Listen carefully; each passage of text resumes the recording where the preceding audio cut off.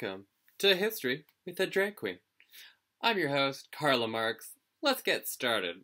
So, I often get asked, Carla, are you really a communist? Yes, I actually am communist. Hi, now you know one. So, what is communism? Why are you a communist? Isn't that, like, evil? Why does everyone in America hate you? Well, for many reasons. But also, they don't really know what communism is. So what are we going to talk about today? What actually is communism?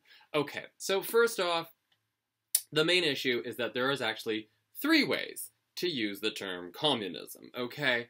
The first one is the ideal of communism.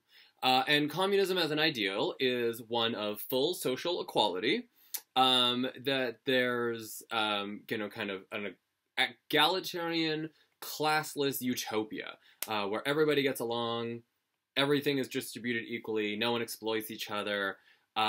So this is also a space that would favor the communal over the individual, okay? The collective would be very important here. Okay, so that's the ideal. That's number one. Number two is the program of communism. This is dating all the way back to the 19th century. This is associated with guys like Karl Marx, Friedrich Engels, and many others. That was kind of expressed in the Communist Manifesto that was written in 1848.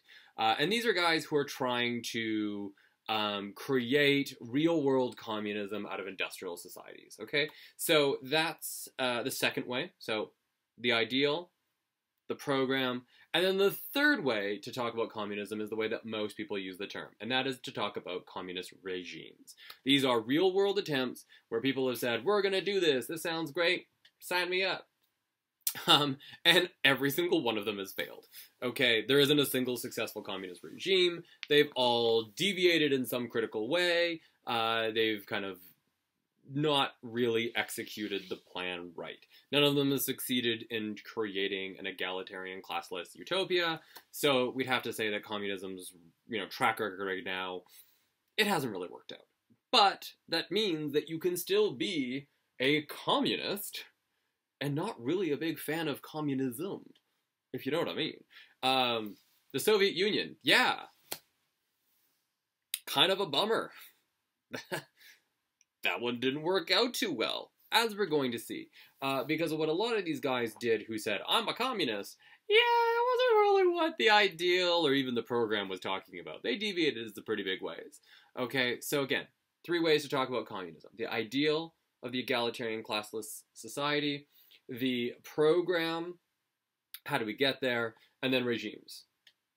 What were they? So when somebody says, well, I hate communism, whoa, are you talking about a specific regime? Do you not like Cuba? Do you not like, the USSR or China?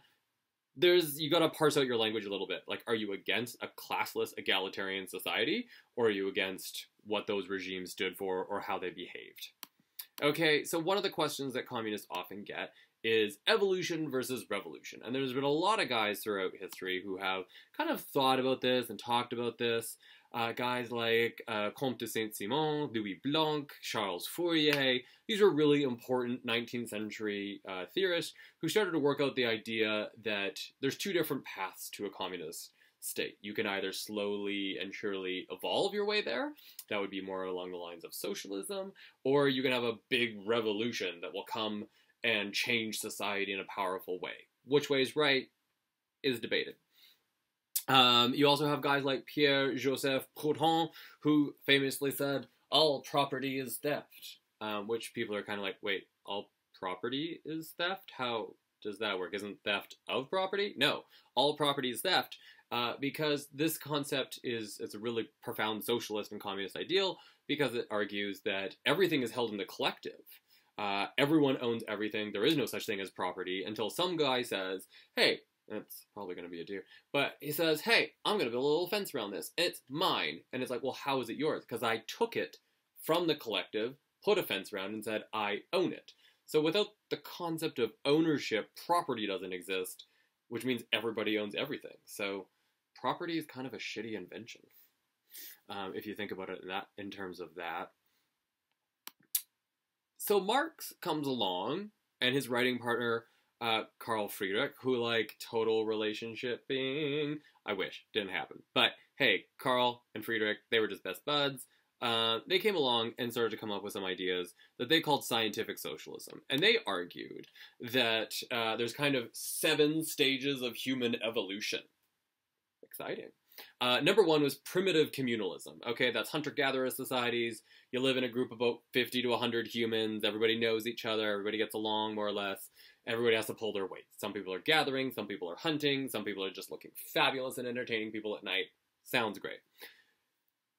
But then you get to the first possessions. You get to the second evolution in human history, they said. The second age, slave societies. When one group would get big enough to oppress and conquer another group through war, and then they would take slaves, and then they would use the exploited labor of those slaves to enrich themselves. Okay? That turns into feudalism, where you've got your feudal lord, you've got your serfs. The serfs have to work for the proprietary class, for the feudal lord, because the lord says, I own all of this land. They justify this through all sorts of different ways. Maybe the Lady of the Lake threw a sword at you. Maybe, somebody whispered in your ear and you was like, oh, it was God's voice. I'm a king now. Cool. I get to rule over all of you. Maybe you just had really big ears, Charles. I don't know. But for whatever reason, you got to be in power and you had usually some muscle behind you to make the other people, the serfs, grow you shit that you exploited and you took off the top. This eventually evolves into agricultural capitalism. We're talking here about like the 16th, 17th centuries here, where capitalism's starting to grow. People are growing cash crops. So probably a little bit later than that, like 18th century, we're starting to see people growing crops and then those are being sold. And then that finally gets us into the Industrial Revolution, stage 5. That is industrial capitalism. That is basically what we are in today, where you have these industrial machines that can produce a massive amount of excess. So like, a small number of humans using industrial capacity can actually produce a massive amount of goods. Now, Marx looked at that and he's like, wait, we can live the dream, which is to do whatever the fuck you want with your life. Why do we have to toil for our daily existence? Using industrial capacity, we can create such excess. We can liberate ourselves from this grind of having to constantly provide food and shelter for ourselves. And basically that just consumes all of human existence. He said, why don't we use these machines to make more shit for ourselves? And people are like, cool. And then corporations like, what if we use machines to make more profits for us? And that's kind of where we're at. The 6th stage of human evolution envisioned by Marx and Engels would have been socialism. This is this transition state that they talked about where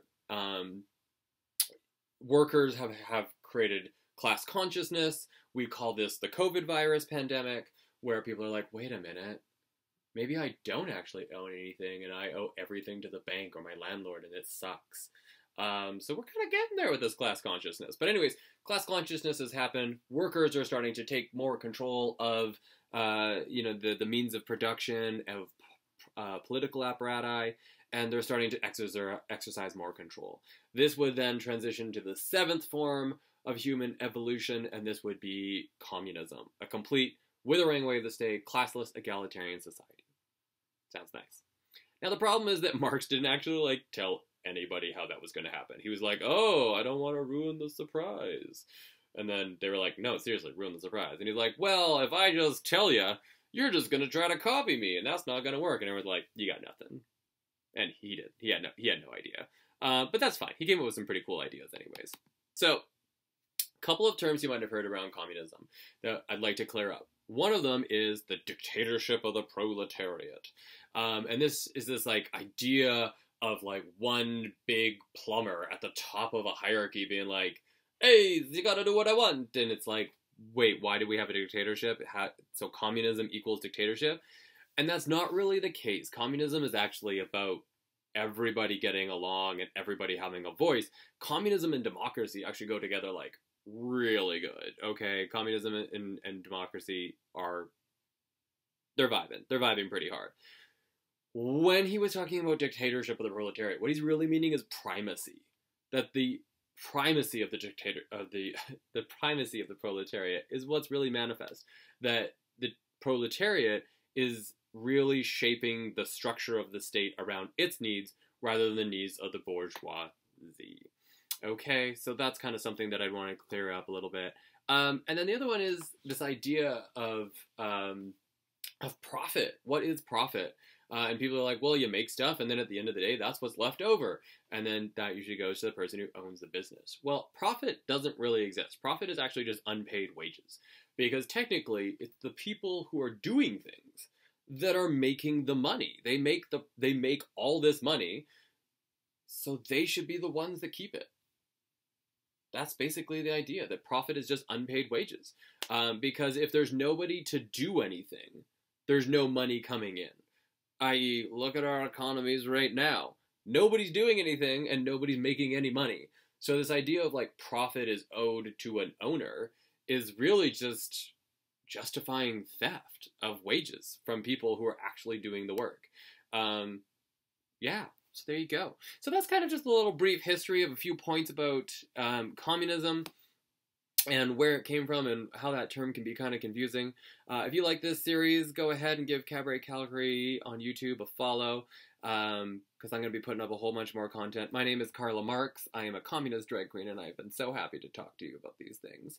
So that's Carla with a K, Marks with an X. You should know that if you're watching this, you know, where that all comes from. But anyways, I've had a blast. Thank you so much for watching, and until next time.